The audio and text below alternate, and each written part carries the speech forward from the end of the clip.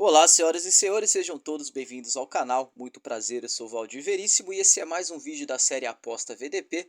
Porém, já vou adiantar que será um vídeo um pouco diferente do normal. Eu costumo dizer que não gosto de dar a minha opinião aqui no canal. O intuito e o objetivo do canal é fazer análises táticas, técnicas e também uma leitura de mercado, levando em consideração o mercado de apostas esportivas, tentando achar algum valor dentro dos eventos para que a gente possa fazer algum investimento. Então eu costumo dizer que não gosto de dar a minha opinião aqui no canal, mas tem vezes que isso é uma exceção, pois algumas coisas acontecem extra-campo e acabam refletindo dentro de campo, então eu acho que pedem um espaço para que eu dê a minha opinião aqui, que eu possa falar algumas coisas. Então, o atual momento da seleção brasileira, na minha opinião, é consequência do que está acontecendo extra-campo e não é de hoje.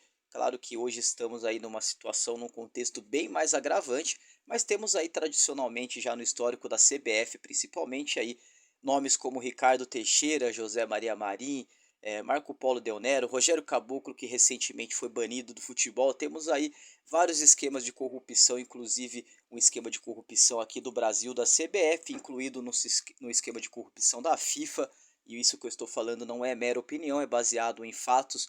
Temos aí um livro muito bom que, traduzido para o português, o nome dele é Jogo Sujo, o nome dele original chama Fou, e ele explanou tudo mesmo, jogou no ventilador tudo aí sobre um esquema de corrupção na FIFA que vinha acontecendo há anos, e principalmente em relações à Copa do Mundo, ao Comitê Olímpico e tudo, esquema de lavagem de dinheiro, de corrupção, de vendas de ingresso para cambistas, enfim, é um livro muito interessante. Caso você tenha interesse e goste de saber sobre os bastidores do futebol, leia esse livro aí que ele é muito importante. Afinal, nunca será só futebol, também tem o lado negativo da interpretação dessa frase. Mas voltando a falar então de CBF, de brasileiro, né, do futebol brasileiro, mais uma derrota do Brasil, dessa vez para a Argentina, dentro de casa e, na minha opinião, dentro de campo, falando de futebol, até que o Brasil se comportou bem, foi melhor do que a Argentina, na minha opinião, porém acabou sendo castigado com um gol aí e que, na verdade, ele não. Falar que é um castigo, acho que é até meio leviano da minha parte, eu acho que ele é sim consequência, ele é um resultado de um conjunto de fatores aí que vem acontecendo, levando em consideração aí que nós temos aí Edinaldo Rodrigues nesse momento no comando da CBF, da Confederação Brasileira de Futebol, um mero fantoche que é capaz de colocar torcida mista entre um Brasil e Argentina dentro do Maracanã. Eu que não sou estudado, eu que não sou graduado em segurança pública, já imaginava que isso não daria certo, já imaginava que Boca Juniors e Fluminense do Rio de Janeiro também não daria certo. Então, eu acho que é muito ignorância da parte dele, para não falar burrice, achar que ontem daria certo colocar uma torcida mista dentro do Maracanã, num Brasil e Argentina que já tem um histórico de rivalidade, de brigas que transcende as seleções e vai também para os clubes, tipo Palmeiras e Boca, River Plate e São Paulo, Atlético Mineiro e River Plate. Enfim, a gente tem muita rivalidade com os argentinos. É bem verdade que muito dessa rivalidade ela foi imposta pela mídia, porém, acontece, isso daí não tem como esconder, não tem como negar, ela existe. Então eu acho que ontem o que aconteceu no geral a noite inteira, que foi uma vergonha dentro de campo, mas principalmente fora de campo, é só uma sequência da falta de organização da CBF, da bagunça que é a CBF. A gente tem aí em apenas um ano, dois técnicos interinos. A gente não tem um plano de jogo, não tem um plano para a Copa do Mundo. A gente não sabe se realmente Carlo Ancelotti irá vir para o Brasil. O Real Madrid já negocia estender o contrato dele por mais 2 anos. Então, como será caso o Fernando Diniz não fique? Quem vai vir para a seleção brasileira? A gente tem jogadores convocados que a gente nem sabe quem é, jogadores que jogam na posição e não estão entrando porque estão colocando jogadores de nome de posições diferentes. Então é uma bagunça. A gente não tem nesse momento diretor de seleção, não temos um coordenador de seleção, temos um cara lá que se acha o rei do futebol nesse momento, que se acha o dono do futebol brasileiro e não sabe comandar em nada. É uma vergonha. Isso tudo que está acontecendo com a seleção brasileira é mera consequência do que está acontecendo fora das quatro linhas. Dito tudo isso, então, esse desabafo aí, até peço desculpa, acho que é importante dar minha opinião nesse momento aí. Vamos falar então sobre o jogo Brasil e Argentina. Eu tinha precificado ontem, tinha dito que o valor estava para o lado da Argentina, afinal eu achava que o Brasil não perderia o jogo, eu apostava mais em um empate, então eu acho que um lei Argentina 3.2 estava muito alto, mas um lei Brasil a 2,72, até que estaria dentro do valor, mas estava fora de cogitação. Era mais mesmo o valor para o lado da Argentina. Bateu essa odd a 3,15 e eu não fiz. Claro que eu achava que era muito improvável o Brasil perder 3 jogos seguidos, perder mais um jogo no Maracanã para a Argentina, caso que já aconteceu na Copa América. Inclusive o Brasil perdeu a final da Copa América para a Argentina, naquele gol do Di Maria. Então acabou batendo essa odd aí a 3,15 Argentina, mais uma derrota para o Brasil, que não vou falar que se complica nas eliminatórias, pois vai se classificar praticamente todo mundo, só vai ficar mesmo aqueles times que são ruins de sangrar os olhos fora da próxima Copa do Mundo, pelo menos aqui pela pela Comebol, pelas eliminatórias sul-americanas. Também tivemos aí às 20 horas Paraguai contra Colômbia, vitória da Colômbia por 1-0, às 20h30 Equador contra Chile, vitória do Equador por 1-0. O Uruguai contra a Bolívia, um amasso do Uruguai 3-0 sem fazer muito esforço. E às 23 horas para encerrar essa rodada de eliminatórias, Peru contra a Venezuela, um bom jogo. Eu não assisti esse jogo aí, mas vi os melhores momentos, vi alguns comentaristas já falando que esse foi o melhor jogo, foi um jogo de trocação aí nessa rodada passada, então ficaram em 1-1 e tinha precificado um back Venezuela 3,25, afinal a seleção da Venezuela está indo muito bem, mas acabou não batendo. Então é isso, falado sobre eliminatórias da Copa. Vamos voltar lá às 16h45 da tarde de ontem, pela 10ª rodada das classificatórias da Eurocopa, pelo grupo B, Gibraltar contra a Holanda, 6-0 para a seleção holandesa, sem fazer muito esforço. Claro que a seleção holandesa era a favorita, confirmou seu favoritismo, bateu então aí esse PEC Holanda 1.02 sem valor nenhum. A lei Gibraltar estava a 300 também, totalmente fora de cogitação, mesmo sabendo que a Holanda, sem esforço nenhum, iria vencer o seu jogo. Grécia e França ficaram num 2-2, então bateu esse back, empate a 4. Eu também tinha precificado um back Grécia a 6,60, mas é muito difícil fazer back, mas provavelmente teve valor até esse back Grécia aí. Eles que são do grupo B também.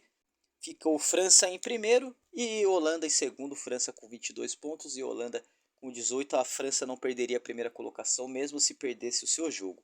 Pelo grupo D, Croácia e Armênia. Aí tivemos também uma vitória da Croácia por 1-0, um placar mínimo. Peguei 3 pontos de mais EV, mas esse empate a 8,8 estava muito fora de cogitação.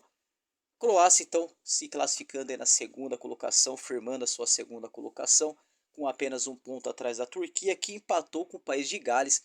Então tivemos esse empate entre 1-1, que ajudou muito também a seleção da Croácia a encostar ali na Turquia, ficou um ponto atrás nesse grupo D. Então temos aí Turquia classificada em primeira e Croácia classificada em segundo.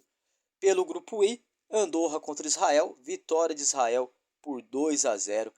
Então aí a classificação desse grupo ficou Romênia em primeiro com 22 pontos, já que venceu a Suíça por 1-0. Esse foi o jogo que na minha opinião teve bastante valor, mas já vou falar sobre ele. Voltando a falar de Andorra e Israel, Israel fica na terceira colocação, Andorra segue na última colocação, ele não conseguiu vencer nenhum jogo nessa fase de grupos. Kosovo contra Bielorrússia, vitória da Bielorrússia por 1-0 contra Kosovo. Falando do jogo então que na minha opinião teve muito valor nesse grupo e também muito valor nessa rodada, vitória da Romênia por 1-0 contra a Suíça. Eu disse que a precificação dos oddmakers estava mais baseado na tradição camisa da Suíça, mas que a Romênia vinha apresentando um bom futebol, inclusive um bom futebol para estar na posição de líder que estava. Começou a rodada na liderança e terminou na liderança com 22 pontos contra 17 pontos da Suíça. Então terminou invicto essa fase de grupos da seleção da Romênia, com 10 partidas, 6 vitórias, 4 empates e nenhuma derrota. 22 pontos contra 17 da seleção da Suíça, são esses então os dois classificados para a próxima fase da Eurocopa por esse grupo I. Falado dos jogos de ontem, então, vamos falar sobre os jogos de hoje. Temos às 17 horas aí Copa del Rey, mas vou ficar de fora, ainda são times que eu desconheço muito e que provavelmente são odds que não vale a pena nem a gente tentar se arriscar. Riscos versus recompensa não vale a pena. Pelo Campeonato Brasileiro, um jogaço atrasado aí pela 33ª rodada, Cruzeiro contra Vasco, o 16º colocado contra o 15º. Os ambos têm 40 pontos, porém no critério de desempate Vasco está na frente do Cruzeiro. Arrisco dizer que um empate para o Vasco hoje fica de muito bom tamanho mesmo. Afinal vai lá para 41 pontos, ainda vai ficar atrás do Santos, mas à frente do Cruzeiro e Bahia, que é um confronto direto aí, não que o Bahia não irá gostar caso tenha esse empate entre Vasco e Cruzeiro, mas eu acho que o empate para esses dois, entre Cruzeiro e Vasco, é melhor para o Vasco do que para o Cruzeiro, afinal, no critério de desempates, o Vasco está na frente, porém o empate será de muito bom tamanho para o Bahia, que vem logo atrás com 38 pontos e irá jogar ainda nessa próxima rodada, com chance então de ficar fora do rebaixamento. Cruzeiro e Vasco, na minha opinião, o valor apareceu para esse back Vasco a 3,90. Afinal, o Cruzeiro não vem jogando muito bem em casa, tem o pior ataque com 30 gols marcados apenas, sendo que 10 deles, somente um terço desses gols, são marcados dentro de casa. Então, o Cruzeiro tem o pior ataque da competição e se deve muito ao seu ataque não conseguir fazer gol na posição de mandante. O Vasco ali que tá ali brigando contra o rebaixamento, mas tem um bom saldo de gols ali, mesmo jogando em casa, jogando fora de casa. É um time bem constante, não tem esse problema de ser bom em casa e ruim fora de casa. Ou é ruim em casa, hora é ruim fora de casa também, hora é bom em casa, hora é bom fora de casa também. Então eu acho que tem bastante valor para esse lado do Vasco, mas acredito até que será um empate esse jogo aí. Às 21h30, Fluminense contra São Paulo. Eu tava vendo a tabela do São Paulo fora de casa, é uma coisa horrível. São Paulo está na vice-lanterna do campeonato quando joga como visitante. Está na frente apenas do América Mineiro. Tem nenhuma vitória junto com o América Mineiro também, que não ganhou nenhum jogo, e apenas 9 gols marcados, cara.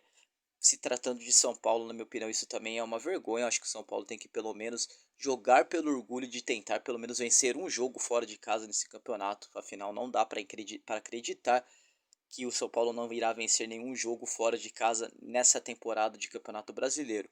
O que era inacreditável, infelizmente agora para o torcedor são paulino, para o São Paulo é uma coisa possível, é bem provável que isso aconteça.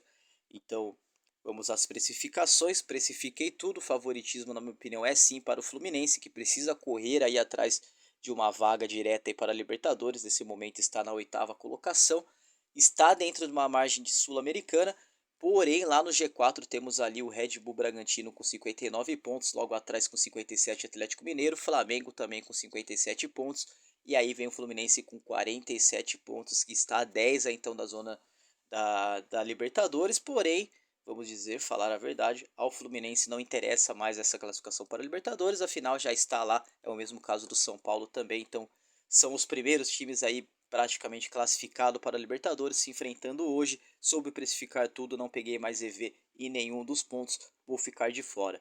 Do mais é isso, meu muito obrigado, era isso que eu queria falar. Se você gostou do vídeo aí, deixe o seu like, isso me ajuda muito. Comente, se inscreva no canal, ative o sininho de notificação, que além de estar me ajudando muito, você não perde nenhum dos vídeos aqui do canal. Meu muito obrigado e até amanhã com um vídeo analisando essa rodada dupla de Campeonato Brasileiro e fazendo uma projeção para o dia seguinte. Valeu!